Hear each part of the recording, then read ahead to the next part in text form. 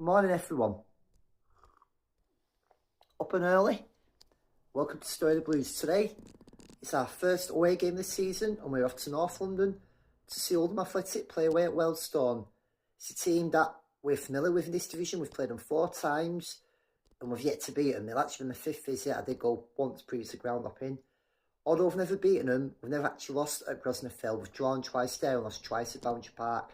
We're going to this game on the back of a good opening day victory last week in a mood of optimism.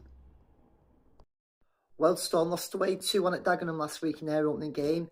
I've tipped them to struggle this season. That's just my honest opinion. As for Oldham, I'm expecting another good performance.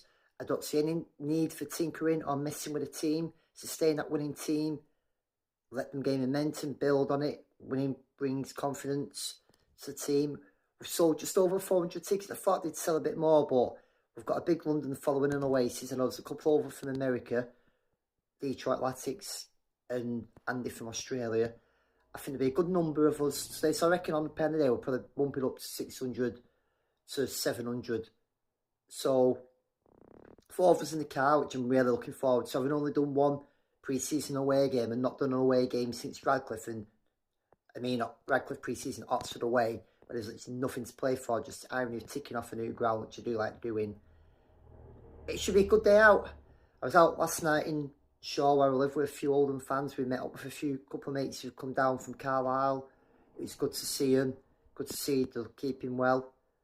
They got relegated last year and they're facing Barrow today, so they're up for a handy game. But I'm looking forward to this getting picked up in a couple of minutes.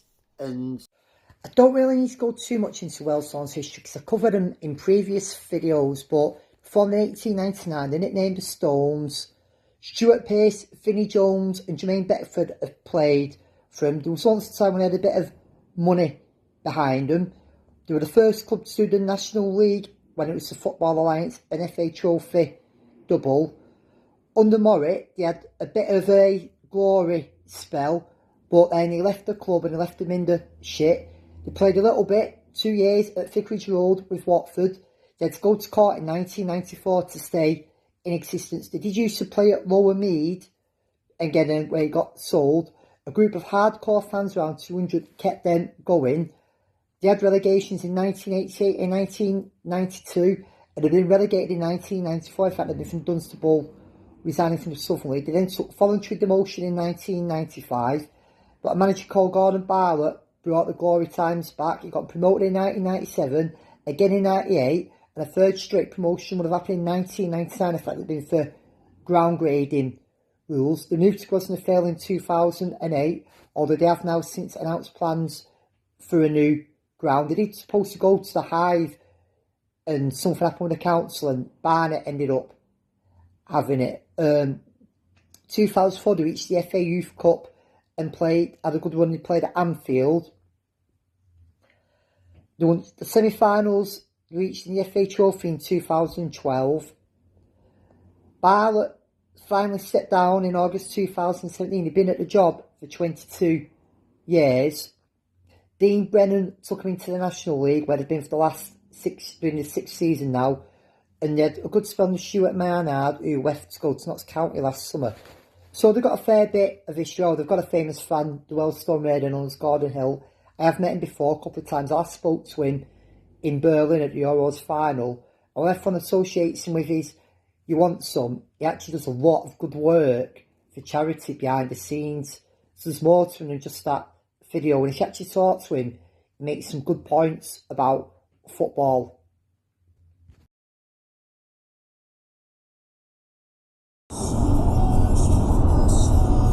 That's £5 I'm having on that. Thank you. Do you know what? Now you're at London when the tube goes past you. Now, arrived in Wealdstone while in Ruislip. There's the spoons full of Oldham fans. Sam Bottomley's the first.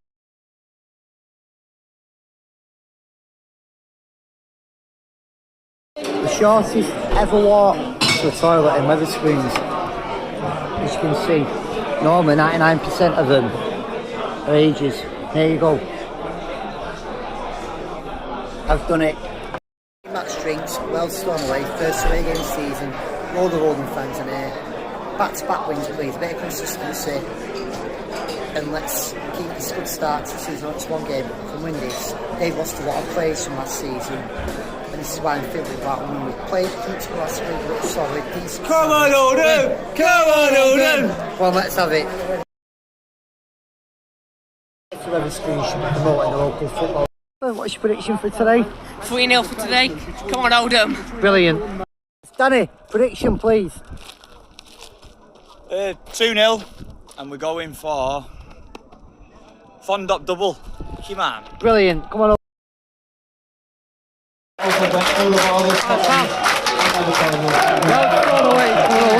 Make it 2 wins to 2.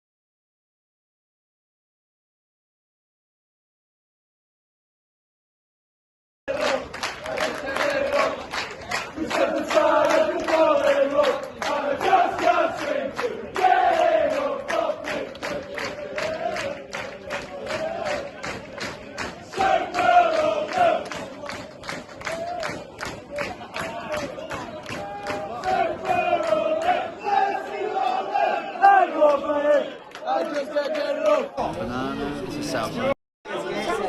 Thank you.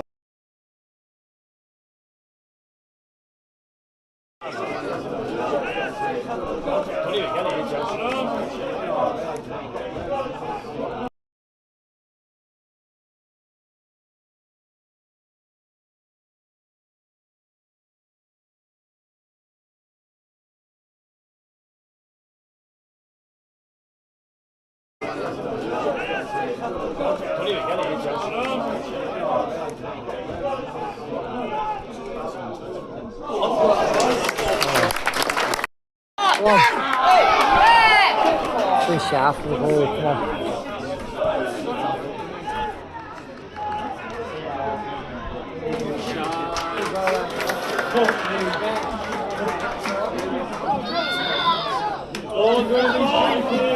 Fucking stupid now.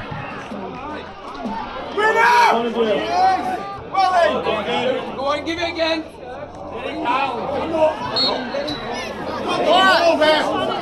First half, 0-0. For the first 20 minutes we played alright, we pegged them back, we've sat back a bit too much now. Fondop's looking a bit lost because he's getting on certain sport. Second half, we can still win this. They've not shown me anything threatening or look like they're going to come at us. So, come on Blues, let's get a win 86. It's a lovely day, the weather's nice, which is very rare for Oldham at home or away. I worried them in that black kits how much they're going to sweat today. I'd have played white just for the...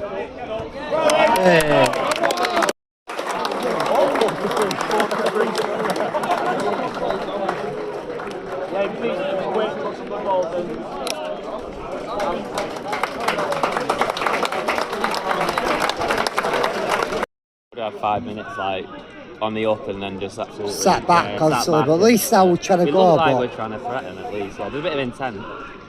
that's what I like to share, a bit of intent, a bit of urgency. Yeah. They look like they want to go and win the game. Yeah.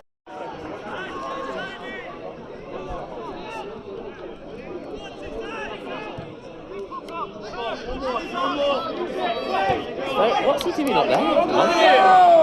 He's just sending around. What's he doing on the left wing? He's to put a decent ball in. Well, You say that. Oh, yeah. Right. yeah. I don't think he meant that. You need that bit of luck sometimes.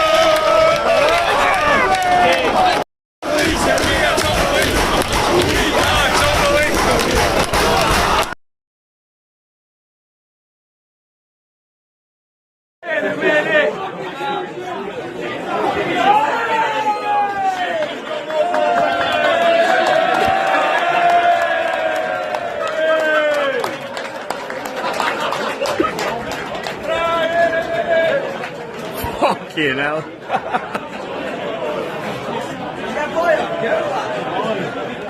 It's a fucking dance or whatever it is. I bet Alty like.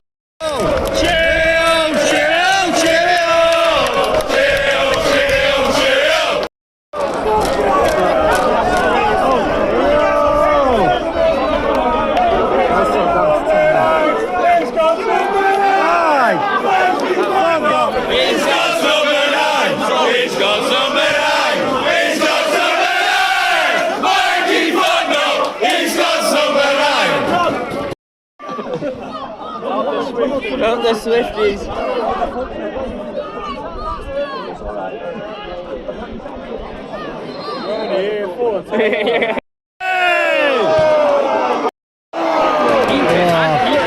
Fine. Nothing stupid. I did for now.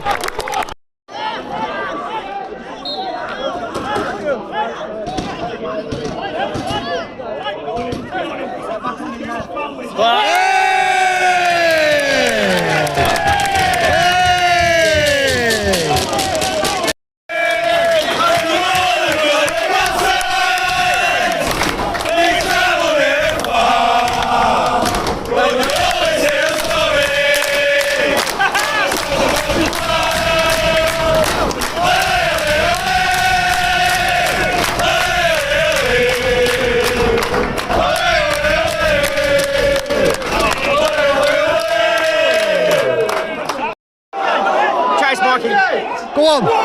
Oh.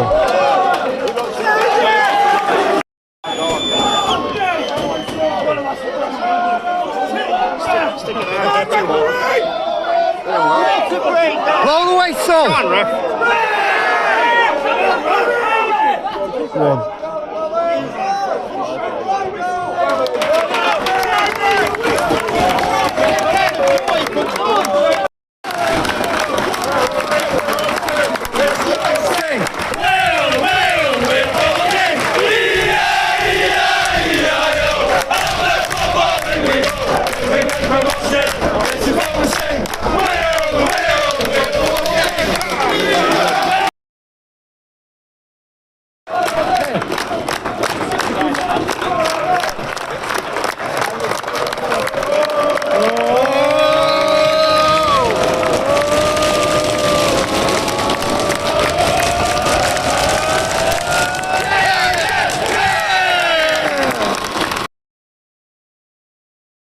Nil went away from home a year ago, would have lost that. It shows a change in mentality. Come on, Oldham. Happy with that? Yes, I'm very happy with that. What a good win. Yeah, a very good win. Who was your man of the match? Probably Charlesley. He played well, yeah. Yeah, very great game. Are you buzzing? Sorry? Are you buzzing? Yeah, I'm buzzing. Let's Come have on, a Oldham. fist pump, come on. Yes, yeah. So many positives from Saturday, and that's the sort of win that gets teams promoted. The way to turn it into 3 points.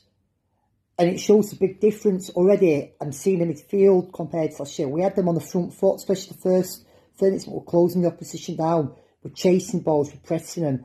I think players like Jez and Charlesley have brought something to the team. I'm looking at Conlon now, and he's reminding me of that player who used to give us a horrid time when he played for Port Vale, the player I got excited about when we signed him. And when Lundstrom come on as well, I thought he did all right. And if we do sign that Khan, that gives us plenty of competition, which is a good thing. Kay as well coming off the bench, I thought he did really good. And I think I won't be surprised to see Garner get a rest against Fylde. Don't think I don't want to change winning team, but it's a long season ahead. We know that he's injury prone. And Kay, having played for Fylde, he gave us a run around last year.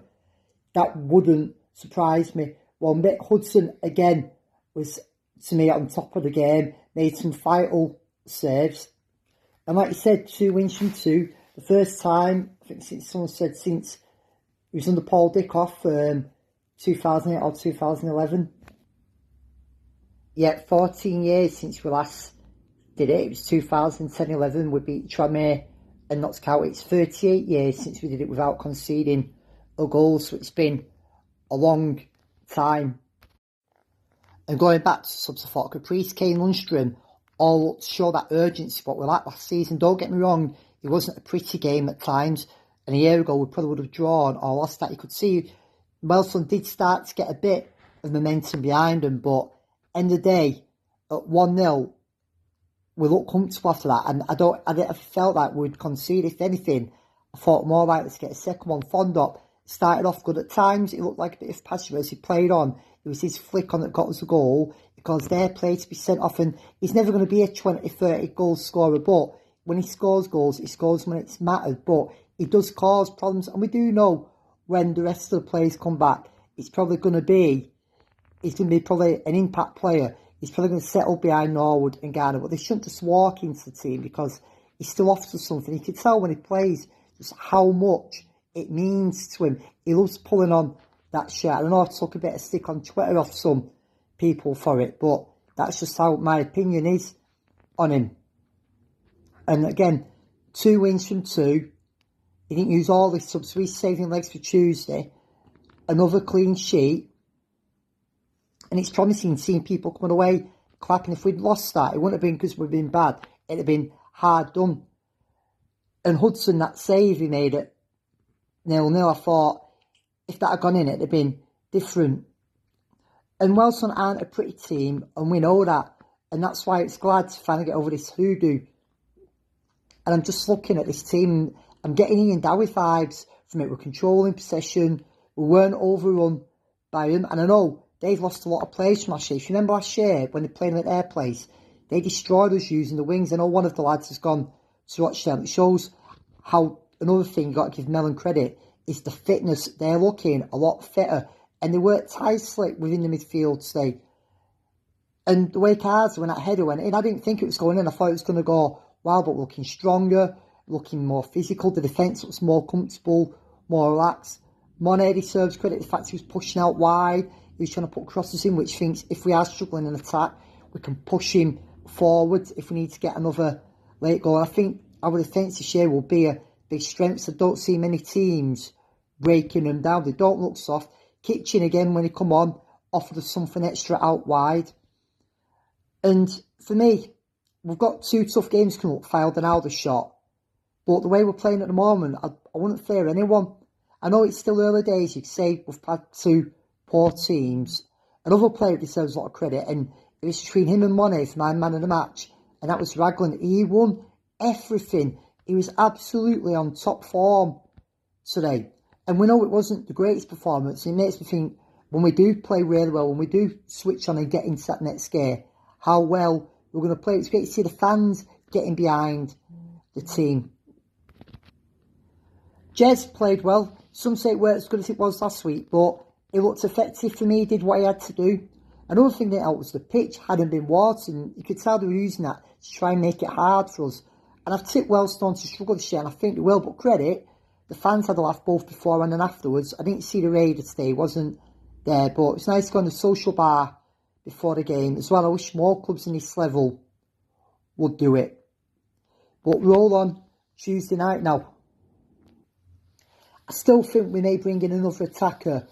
I just think, I know we've only got 4 goals so far in 2 games, but I do like Fondop, as I said. I just think it's just to give him that extra options if Garner and Norwood ask when they are struggling for fitness. Reed didn't come on today, but seeing people with smiles on their faces, people talking openly. And I was Mellon's biggest critic last year, and so far I like what I'm seeing. The transfers have upped the game, they've brought something each to the team, and it's good to watch. Anyway, bring on Tuesday night.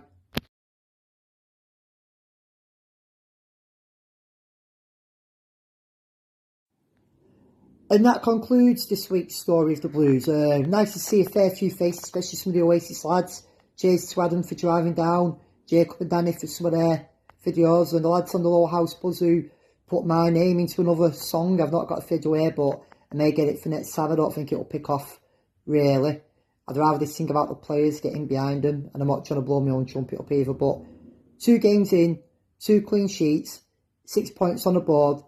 Let's continue to go forwards and upwards.